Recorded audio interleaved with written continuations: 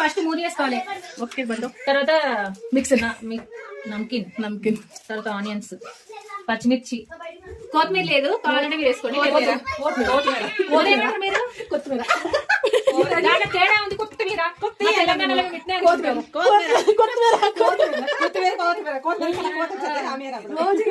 నాకు డిఫరెంట్ కనిపిస్తుంది కొత్తిమీర.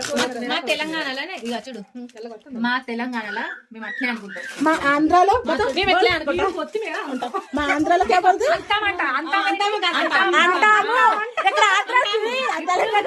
తెలంగాణ ఆంధ్ర ఫైటింగ్ జరుగుతుంది కదా.